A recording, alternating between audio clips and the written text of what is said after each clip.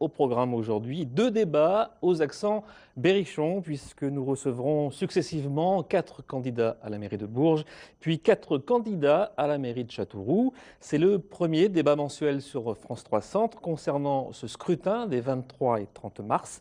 2 autres débats suivront le 8 février et le 8 mars sur d'autres villes, mais nous aurons l'occasion bien sûr d'en reparler.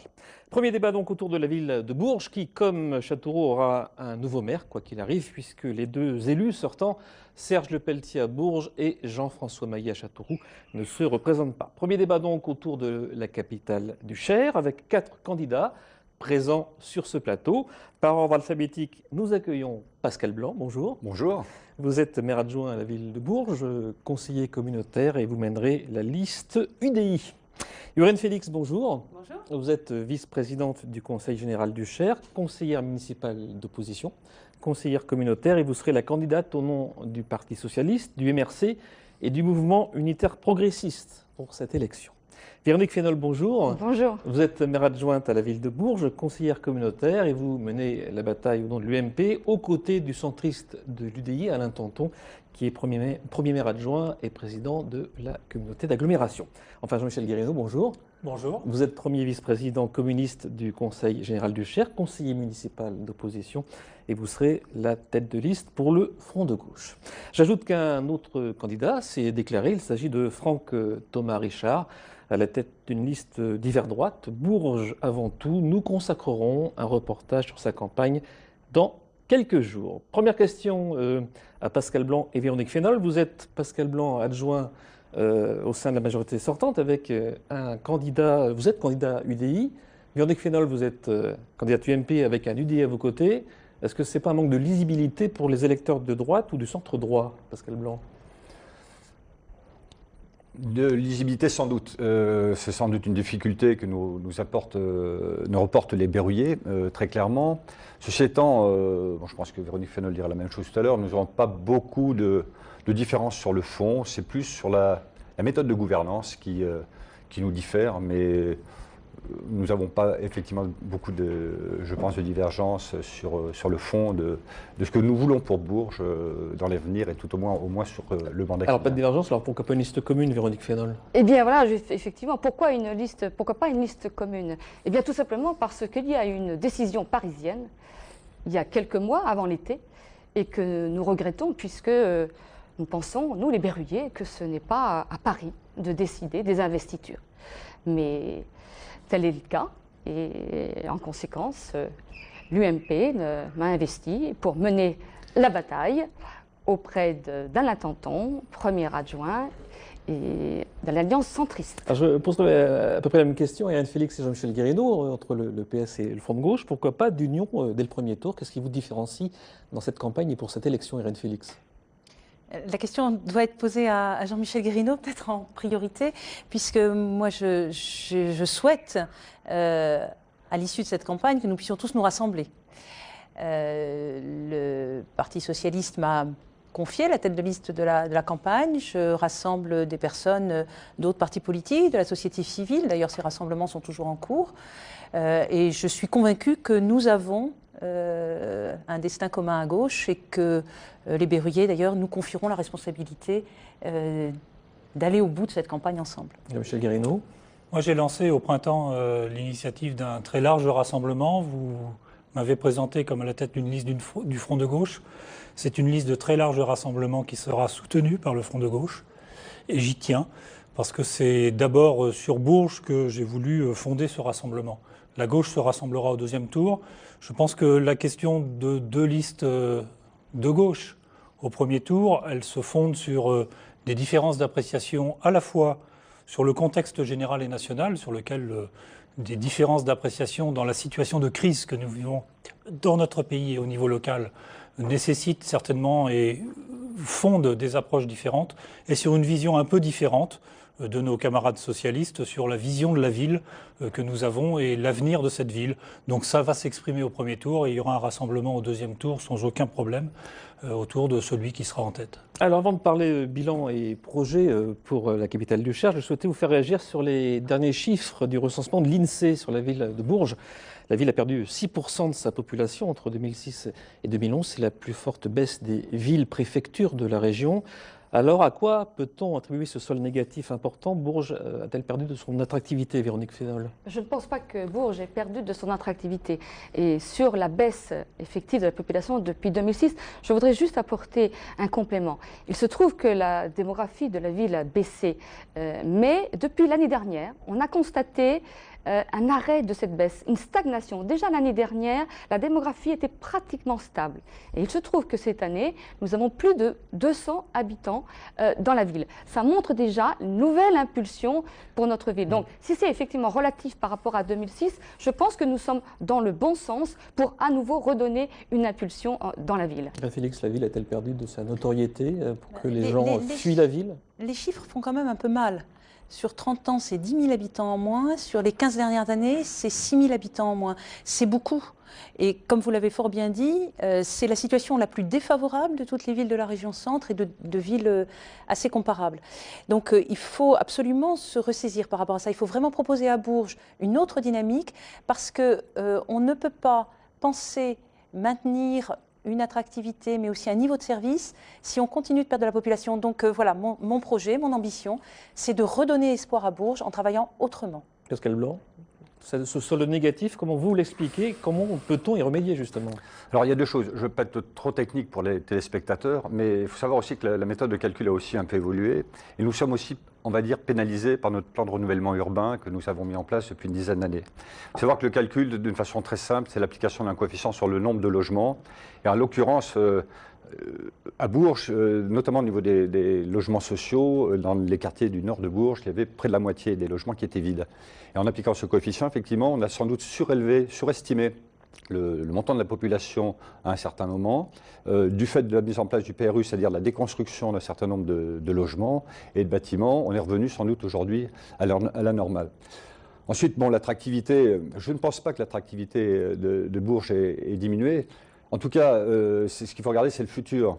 C'est vrai que je pense que si Mme Félix pense pouvoir améliorer l'attractivité de la ville de Bourges en offrant un bouquet fiscal et l'augmentation d'impôts, je ne pense pas que ce soit la même méthode, et la bonne en tout cas. Il y a d'autres moyens. Très sincèrement, moi je veux dire, aujourd'hui par rapport à ça, moi je n'ai pas d'ennemis. Je voudrais m'adresser aux électeurs qui ont voté pour François Hollande en 2012. J'ai du respect, parce que c'est la démocratie, c'est un choix. Par contre, ce que je ne veux pas, pour les verrouillés en particulier, c'est la double peine. Vous avez aimé les impôts de François Hollande, vous allez adorer ce Diane Félix. Donc ce n'est pas comme ça qu'on améliorera l'attractivité de la ville. Jean-Michel Guérinot, ensuite on reviendra sur ce que disait M. Blanc. M. Guérinot sur la population qui a quitté Bourges. Je crois que le constat il est très clair. On peut chercher à un millier près. On parlait d'une ville de 80 000 habitants dans la fin des années 90 à Bourges ou dans le milieu des années 90. On parle aujourd'hui d'une ville de 70 000 habitants environ au début des années 2000 et aujourd'hui en 2013, donc, ou 2014.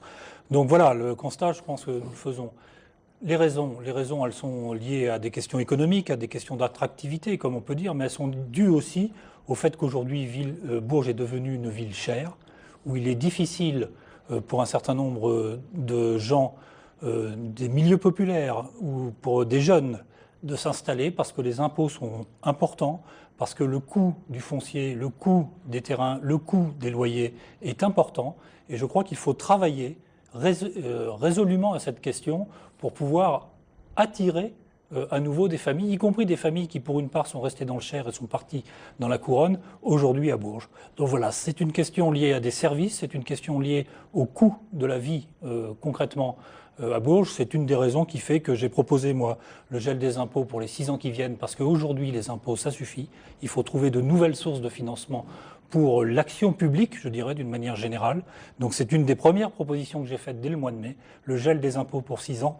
C'est aussi une des raisons pour laquelle j'ai fait, par exemple, la proposition sur un des services, on en reparlera peut-être dans le débat, important pour les berruyers, qui est la question des transports, qui est donc la gratuité des transports, on y reviendra. et qui peut se financer sans augmenter aujourd'hui les impôts des ménages. Parce que c'est sur cette question qu'il faut vraiment insister. Puisque Pascal Blanc a mis le débat sur la table sur les impôts, quelle est votre réponse par rapport à cette thématique? La première, c'est de faire le bilan de la mandature écoulée.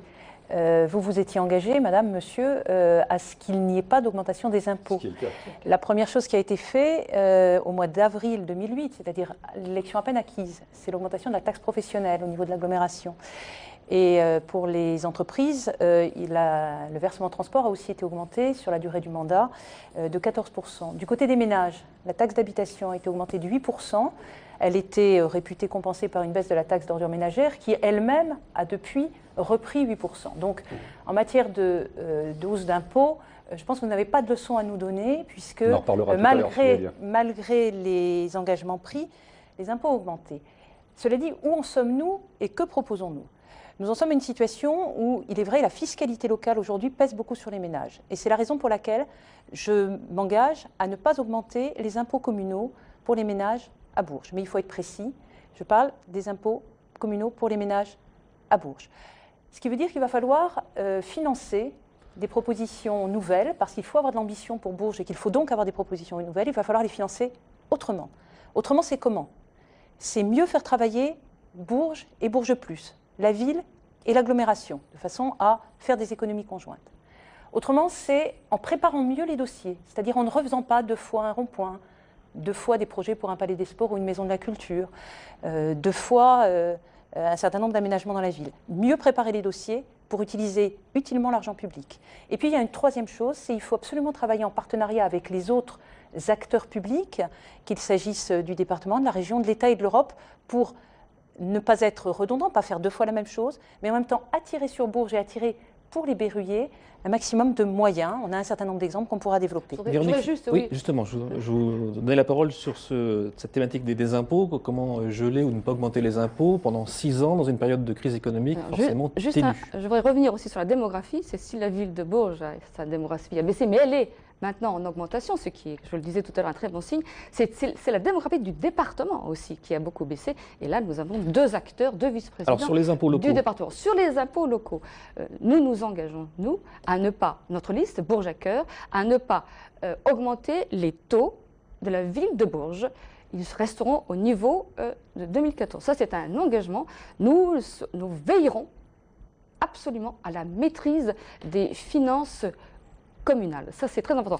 Et je mets en parallèle les impôts. Madame Félix, Monsieur Guérino, depuis une dizaine d'années que vous êtes en charge maintenant du département, les impôts ont augmenté de plus de 50% pour les berruyers.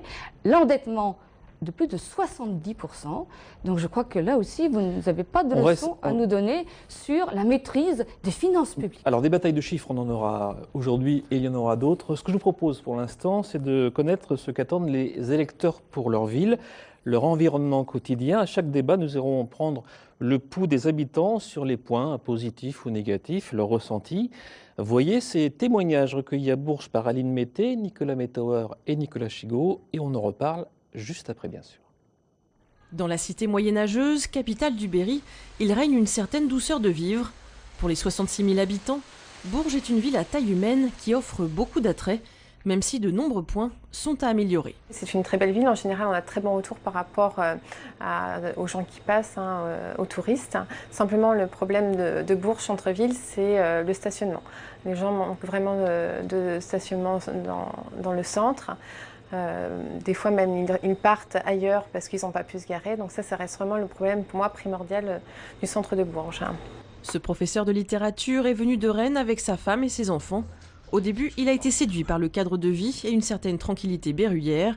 Et puis... On a l'impression à y vivre, surtout quand on vient de plus grandes villes, que le rythme est très ralenti, voilà, que la ville fonctionne à vitesse réduite et c'est un peu dommage. On est frappé aussi par la difficulté qu'on a à venir et sortir, je pense aux trains notamment, hein, de la ville.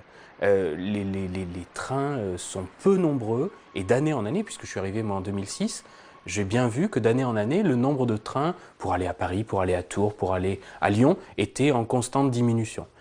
Ça n'aide pas. Dans les quartiers nord, le plan de renouvellement urbain a changé le paysage.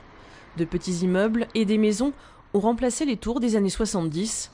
Un nouveau son. Renouvellement urbain, je crois qu'il faut se saisir de cela pour se dire, voilà, là nous avons un facteur de développement assez dynamique qui a fait ses preuves et pourquoi ne pas le soutenir pour qu'il puisse vraiment aller de l'avant et pouvoir enfin se projeter d'une manière un peu plus sereine dans l'avenir. Passer à 5000 étudiants, c'était l'ambition de Bourges. Mais les effectifs de la faculté de droit peinent à décoller. Irina n'a pas encore choisi sa spécialité ni son candidat. Mais une chose est sûre, pour son master, elle devra faire ses valises, sans trop de regrets peut-être. Je vois, j'ai des copines qui sont sur Clermont, forcément tous les jeudis elles sont sorties. Et ici on peut sortir, mais bon c'est pas non plus tous les étudiants qui se regroupent, alors que dans les plus grandes villes on peut se retrouver. Mais bon, à côté de ça, ils font quand même beaucoup d'efforts, genre avec le concours photo. Je pense qu'ils essaient de quand même pallier un minimum. Mais en grands événements, non. Il n'y a pas, à part le printemps. Qu'ils soient étudiants, nouveaux habitants, retraités ou pères de famille, les 45 000 électeurs de Bourges ont encore 3 mois pour faire leur choix. Alors nous allons répondre à ces 4 berruyers puisque les candidats sont présents avec nous. Le problème de stationnement en ville qui a été initialement évoqué. Alors je vais prendre un exemple, la place Cujas à Bourges. Vaste débat de cette place bien connue des berruyers avec un stationnement un peu étriqué. Débat, faut-il refaire un stationnement en surface? Faut-il faire un stationnement souterrain? C'est un exemple parmi d'autres. Le stationnement en ville, c'est aussi important pour les berruyers, Véronique Fénol. Oui, vous avez raison. Et non seulement pour les berruyers, mais pour le commerce, pour l'économie berruyère. Donc ce qui est important, ce qu'il faut améliorer, ça c'est une certitude, c'est que les véhicules, lorsqu'ils arrivent en centre-ville, puissent par un panneautage qui sera amélioré avec de l'affichage numérique qui indiquera le nombre de places dans les différents parkings qui existent en centre-ville, pouvoir mieux aiguiller les conducteurs de façon à ce qu'ils puissent plus facilement aller dans un parking, vers un parking où il y a de la place pour se garer. Donc ça c'est le premier effort qu'il faudra faire effectivement, parce que au niveau des places, aussi bien les places publiques que les places longitudinales nous semblent suffisantes, même si on peut toujours s'améliorer, puisque bientôt au centre Avaricom, il y aura donc 450 places qui vont... Jean-Michel Guérinot, on parle du stationnement et on va parler des transports publics également. Vous l'avez dit, vous proposez le transport gratuit sur le même modèle que ce qui se passe notamment à Châteauroux, la ville voisine, avec une augmentation du versement de transport des entreprises de 1,2 à 2%, je crois, dans votre programme. Est-ce que c'est réaliste dans une période de crise économique pour les petites entreprises, par exemple à partir de 10 salariés?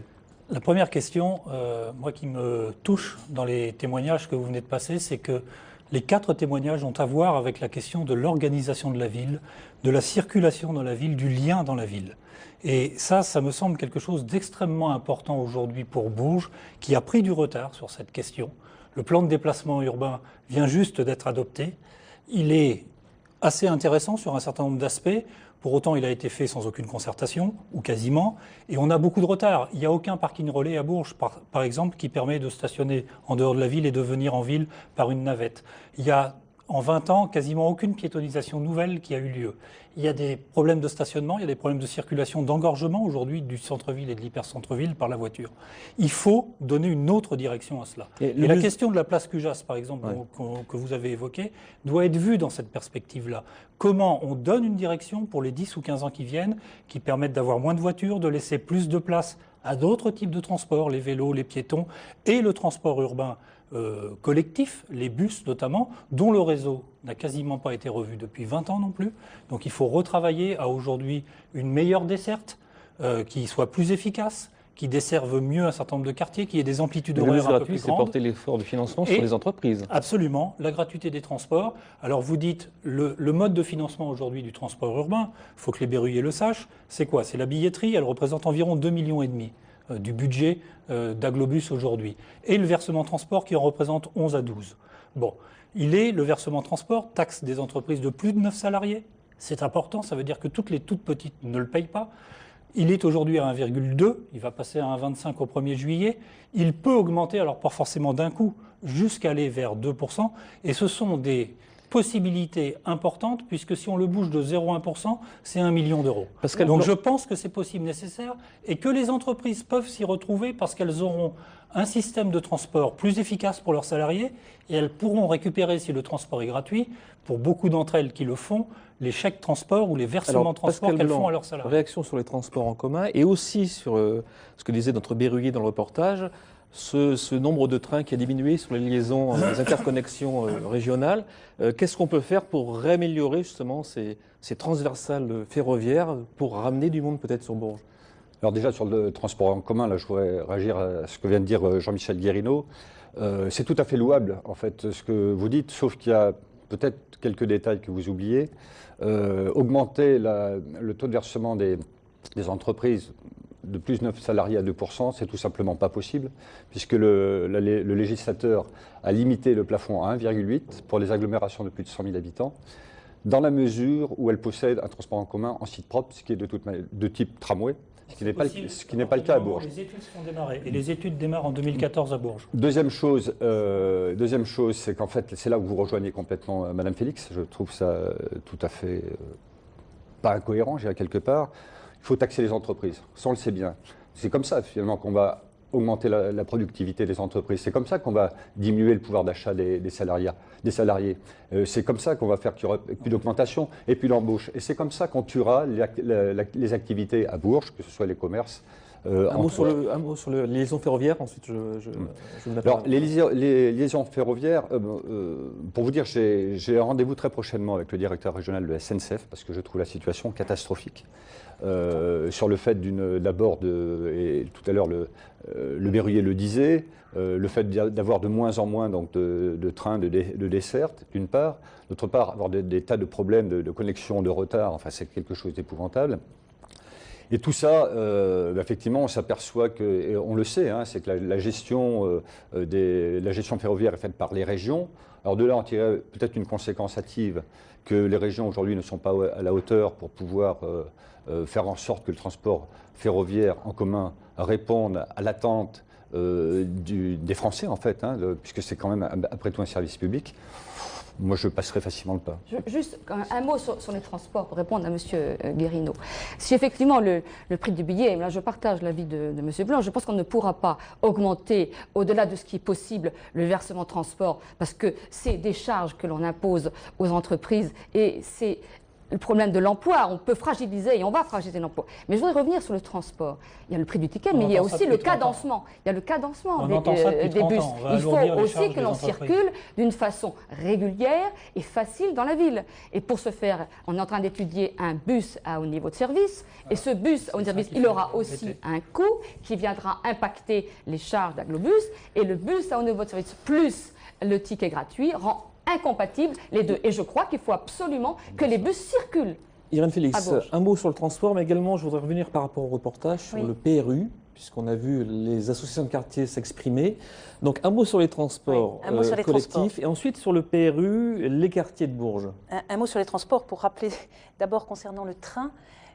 Que les difficultés que nous avons des liaisons avec Paris ne sont pas liées à la région, Monsieur Blanc. Je ne fais pas parler que les deux vont à Paris, Madame. Il n'y a pas que Paris en France. Alors, concernant les déplacements dans Bourges, il faut agir à plusieurs niveaux. Je partage ce que disait Jean-Michel Guérineau à ce point de vue. Moi, ce que je souhaite, c'est qu'on améliore le niveau de service au niveau des transports en commun, parce que je pense que c'est important pour répondre à un des témoignages qu'on a eu dans votre reportage, celui des étudiants. On ne peut pas vouloir être une ville étudiante et imposer le couvre-feu à tout le monde avec des bus qui s'arrêtent à 20h. C'est complètement incompatible avec la vue étudiante. Donc, mon souhait pour le bus, c'est l'amélioration du niveau de service. L'accessibilité aux personnes handicapées, c'est notre première exigence, à la fois morale et légale. L'augmentation des horaires pour s'adresser et pour avoir une ville étudiante. Et puis la mise en place de nouvelles navettes, et ça répond à la question de l'accès au centre-ville.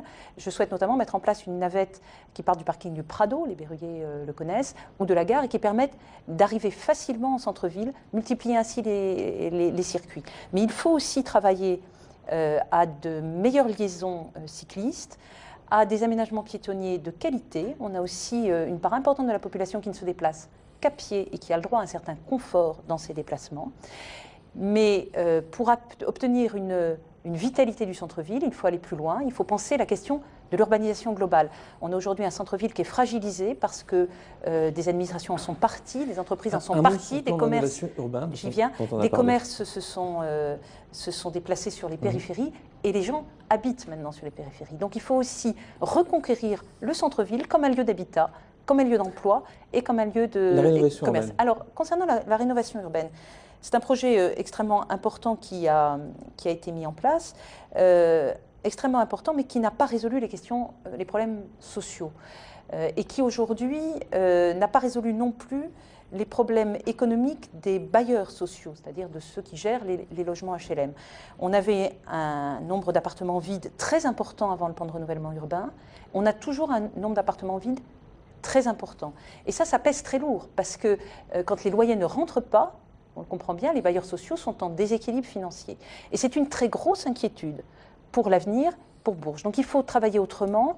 Le plan de renouvellement urbain qui doit se prolonger sur les gibejons doit beaucoup mieux prendre en compte cette question de l'équilibre de la vacance et surtout beaucoup plus se faire en lien avec les habitants. Je voudrais répondre à Mme Félix sur le plan de renouvellement urbain, que c'est un plan que je connais particulièrement parce que j'ai été très fière de participer à la construction de nouveaux logements dans les quartiers populaires et dire à Mme Félix que depuis une dizaine d'années, tous les logements neufs qui ont été construits, mis à disposition des locataires par les bailleurs sociaux, il n'y a zéro vacances, il y a zéro impayé et il n'y a pas de rotation. Ça veut bien dire qu'il y avait besoin de faire du renouvellement urbain, qu'il y avait besoin de reconstruire des logements neufs.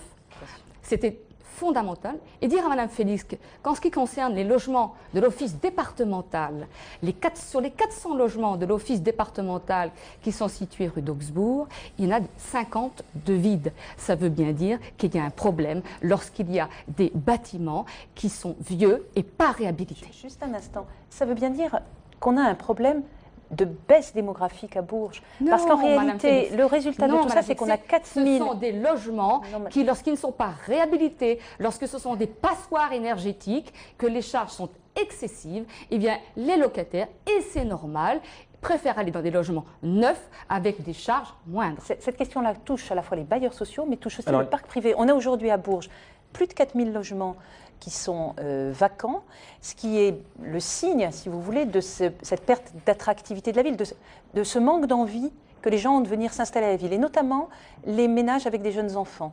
Ce qui manque le plus à Bourges, je reviens au débat sur la démographie que vous citiez tout à l'heure, ce sont des familles avec des enfants. Et cela nous impose, et c'est pour moi une grande ambition, ça nous impose de proposer aux familles un niveau de service de qualité. J'ai cité le bus et ses horaires, mais c'est aussi l'ensemble des services à la population. Je vais laisser parler Pascal Blanc et Jean-Michel Guérénaud pour finir sur cet aspect de dynamisme de la ville, de rénovation urbaine. Oui, la rénovation de la ville, mais Madame Félix, franchement, je ne vous comprends pas. Je vais vous prendre un exemple. Comment vous allez arriver à me démontrer qu'on fait tout le nécessaire, et notamment, excusez-moi, M. Carin, je vais revenir sur les aspects impôts. Rapidement. Tous les jours, je reçois à ma permanence des gens qui ne peuvent plus payer, qui ne peuvent pas payer d'impôts, qui n'en ont jamais payé. Je vais prendre un exemple très concret. Une famille qui habite dans le canton 4, vous connaissez ? Cette famille-là a payé, en 2004, payé 141 € de taxes foncières bâties. Aujourd'hui, elle en paye 212 €. Essayez de synthétiser votre argument, parce qu'on va finir bientôt. Comment vous voulez améliorer l'attractivité, même en centre-ville, dans le canton 4, qui fait partie quand même quelque part du centre-ville, avec des montants d'impôts comme ça. J'ai les preuves, ce n'est pas des histoires, je peux vous les On en laisser. reparlera. C'est ça aussi l'attractivité. Le coût du logement, c'est aussi ce que les gens doivent payer. Une fois encore, je reçois des tas de personnes. L'autre jour, j'avais une dame qui venait à ma permanence, qui a 75 ans, qui n'avait jamais payé d'impôts. Elle était en pleurs. Monsieur Guérénaud. Sur la question des impôts, enfin moi je vous l'ai dit, je pense que les gens en ont aujourd'hui ras-le-bol de payer des impôts. On a des témoignages les uns et les autres sur les impôts nationaux, sur les impôts locaux qui sont particulièrement injustes. Moi, je crois qu'il faut aujourd'hui une autre dynamique dans ce domaine-là, comme dans d'autres, comme sur la question des charges des entreprises dont vous parlez, enfin des charges entre guillemets, des cotisations salariales. Aujourd'hui, c'est pas ça la question. Et vous le savez bien, ça fait 30 ans qu'on dit ça. Ça n'a pas créé un emploi limité et de baisser les charges des entreprises. Donc je pense aujourd'hui sur ma proposition sur le transport qu'elle est tout à fait finançable, y compris l'amélioration de la qualité. Sur la question du PRU, pour terminer là-dessus, moi j'ai toujours dit que le PRU était nécessaire à Bourges, on le voit bien aujourd'hui, sauf qu'il a été très malmené, qu'il a été aujourd'hui encore, on parle du quartier des Gibjons qui va bénéficier d'une deuxième étape du PRU, il faut absolument faire les choses en concertation avec la population et avec les gens, ce qui n'est pas du tout le cas. Moi c'est dans mon canton, on peut parler de canton, c'est dans mes quartiers, je vois des gens qui me disent mais qu'est-ce qui va se passer chez nous? Donc c'est pas possible. Ce sont des thèmes qu'on reprendra prochainement. Merci, c'est la fin de ce débat sur la ville de Bourges. Merci à vous quatre d'y avoir participé. Dans quelques instants, place au second débat avec 4 candidats en lice pour les élections municipales de Châteauroux. En attendant, je vous propose de découvrir ce reportage de Patricia Chalumeau et Marie Chambrial sur les nombreux